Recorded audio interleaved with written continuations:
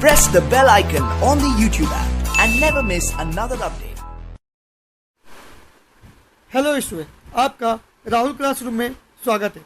आज हम डिस्कस करेंगे जैक बोर्ड का क्लास 11 का सब्जेक्ट हिस्ट्री का मॉडल सेट 1, जो टर्म 2 के एग्जाम के पॉइंट ऑफ व्यू से बहुत ही इंपॉर्टेंट रहेगा। तो चलिए देखते हैं हम लोग। तो इसमें पहला क्वेश्चन है, द लास्ट सफर चित्र किसने बनाया था? तो इसका सही आंसर है द लास्ट सफर।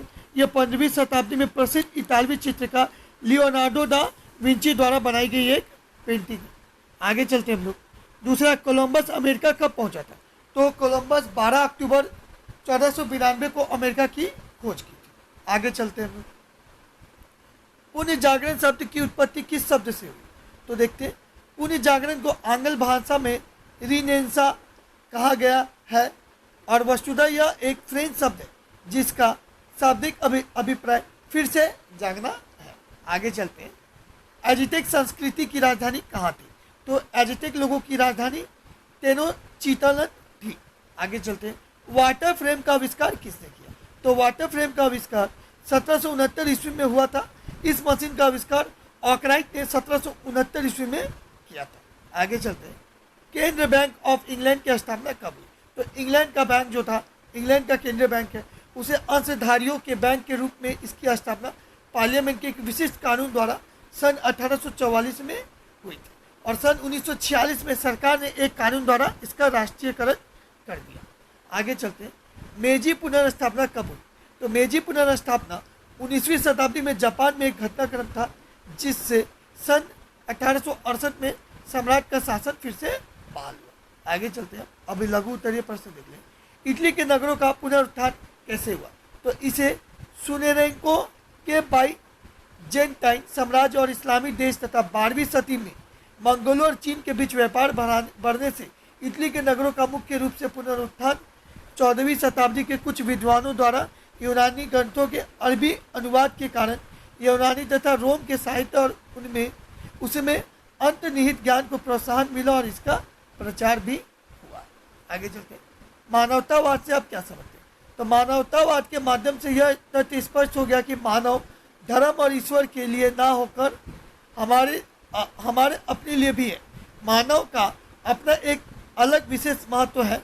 मानव जीवन को सुधारने व उसके भौतिक जीवन की समस्याओं का समाधान करने पर बल देना चाहिए। मानव का सम्मान करना चाहिए। आगे चलते हैं। एजिटेक, इंका तथा माया सभ्यता में क्या समानता है? तो एजिटेक, माया और इंका बीच समानता यह है कि सभी के पास बड़े पैमाने पर साम्राज्यों का नियंत्रण था जो अत्यंत अस्तित्व में रहे। उस सामान्य कारक के अलावा सभी समूह के जीवन के अलग अलग तरीके और अनूठी भाषाएं, राजनीतिक एजेंडा और धार्मिक विचार और अपने लोगों को प्रदान करने के तरीके थे। आगे चलते हैं। औद्योगिक क्रांति सर्वप्रथम इंग्लैंड में क्यों हुआ था? तो देख लेते हैं। इंग्लैंड, पहला पॉइंट है, इंग्लैंड औद्योगिकरण का अनुभव करने वाला पहला देश था क्योंकि एक राजनीतिक रूप में स्थिर देश था। दूसरा, इंग्लैंड में लोहे और कोयले जैसे प्राकृतिक संसाधनों की प्रचुरता थी। लोहा और कोयला किसी भी उद्योग के कामकाज के लिए आवश्यक साधन है। इसके बिना कोई उद्योग नहीं चल सकता। आगे देखते हैं। इंग्लैंड के आर्थिक रूप से मजबूत देश था। अंग्रेज विदेशों में व्यापार कर रहे थे। उनके पास बहुत बड़ी संपत्ति थी जो उद्योगों के कामकाज के लिए आवश्यक थी। चौथा पॉइंट देख लेते हैं। इंग्लैंड के विश्व के कई देशों के साथ व्यापारिक संबंध थे। उनके पास परिवहन की बेहतर सुविधा उपलब्ध थी। इसके जरिए वे अपने उत्पादों को दूसरे देशों के बाजारों में भी बेच सकते थे। पांचों पॉइंट देखते हैं। इंग्लैंड में सस्ते दरों पर श्रम बल की उपलब्धता थी। आगे चलते हैं। औद्योगिक क्रांति के समय हुए 5 आविष्कारों और इसके आविष्कारक का नाम है। पहला तो आपका फ्लाइंग शटल हुआ था जिनके आविष्कारक थे जॉन के ने 1793 में किया था। दूसरा क्या था? स्पिनिंग जेनी, जिसके जेम्स हरगिब्स ने 1765 से 66 ईस्वी में सूत काटने वाली मशीन का आविष्कार किया था। इस मशीन में 8 तकवे लगे हुए थे। आगे देखते हैं। तीसरा आविष्कार आपका देख लीजिए, म्यूल। 1776 ईस्वी में क्रॉम्पटन महोदय ने म्यूल मशीन बनाई। यह मशीन बारीक और पक्का धागा तैयार करती थी। इस मशीन के निर्माण से अच्छा था महीन कपड़ा बनाने में सुविधा हो। पावर लूम क्या हुआ? ये एडमंड कार्टराइट ने 1785 ईस्वी में भाप की शक्ति से चलने वाले पावर लूम नामक मशीन का आविष्कार किया। इस मशीन से कपड़ा बुनाई के कार्य में तेजी आ गई। अब पांचवा देखते हैं रेल इंजन। यह 1814 ईस्वी में जॉर्ज स्टीफेंस ने किया था। आगे चलते हैं। कोरिया ने 1997 में विदेशी मुद्रा संकट का सामना किस प्रकार किया।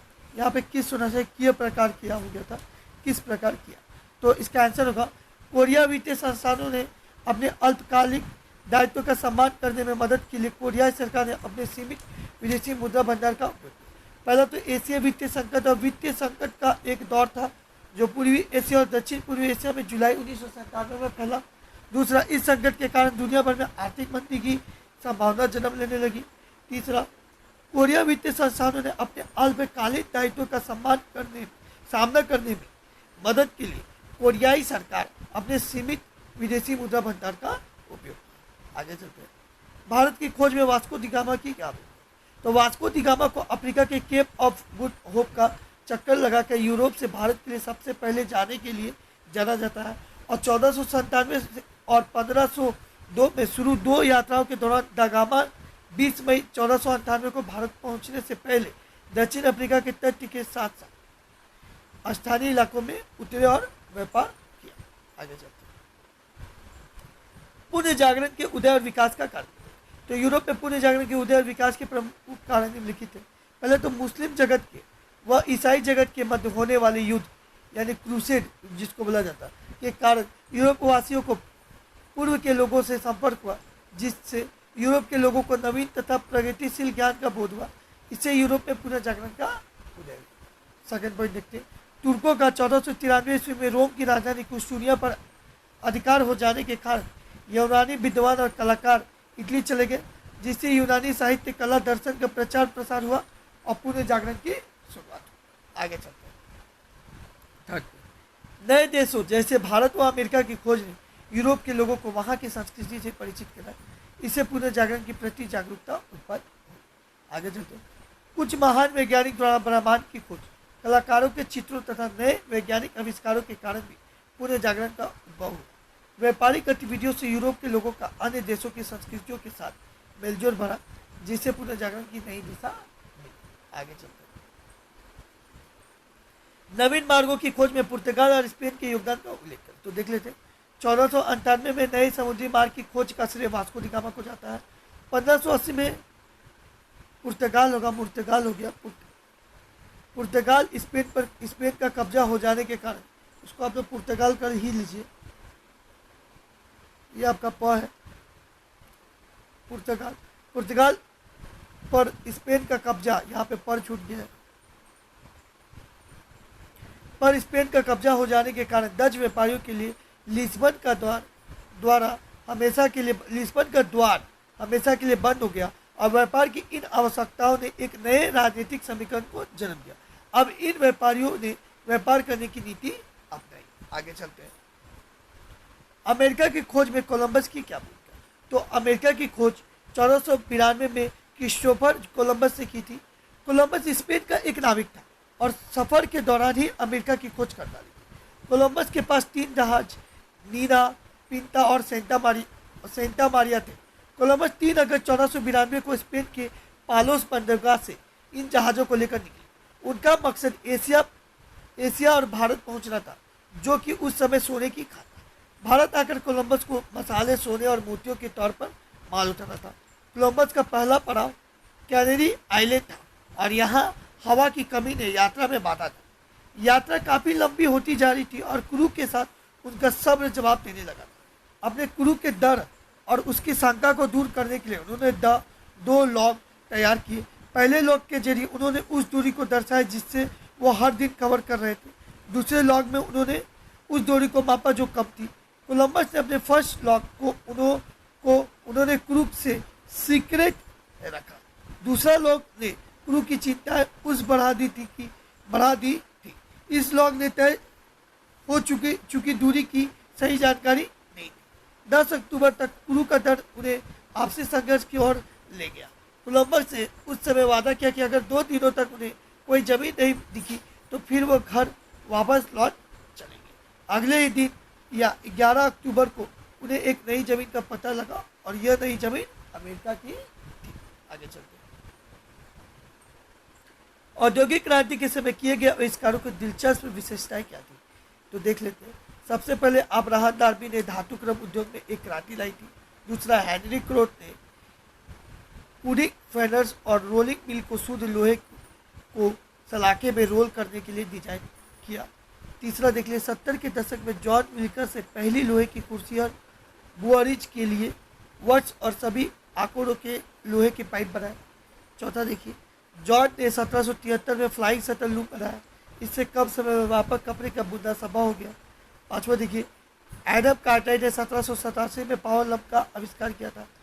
और देखिए छठा देखिए, थॉमस शेल्बी ने खदानों को खाली करने के लिए 1698 में माइनर के मित्र नामक एक मॉडल स्टीम इंजन का निर्माण किया। सातवां देखिए, जेम्स वाट ने 1769 में एक भाप इंजन विकसित किया, जिससे भाप इंजन को एक पंप से प्राइम मूवर में बदल दिया। आगे चलते हैं। पश्चिमी शक्तियों द्वारा पेश की गई चुनौतियों का सामना छिंग राजवंश कैसे किया, तो देख लेते। चीन की छिंग राजवंश पश्चिमी शक्तियों द्वारा पेश की गई चुनौतियों का सामना करने में असफल रहा और 1839 से 42 में ब्रिटेन के साथ हुई पहले अफीम युद्ध ने उसे कमजोर बना दिया और देश में सुधारों एवं परिवर्तन की मांग उठने लगी और छिंग राजवंश इसमें भी असफल रहा और देश गृह युद्ध की लपेट में आ गया। तो ये आपका 19 का 19 क्वेश्चन था। अगर आपको मेरी वीडियो अच्छी लगी हो तो प्लीज़ लाइक शेयर और सब्सक्राइब करें और बेल आइकन की घंटी को दबाना ना भूलें। धन्यवाद।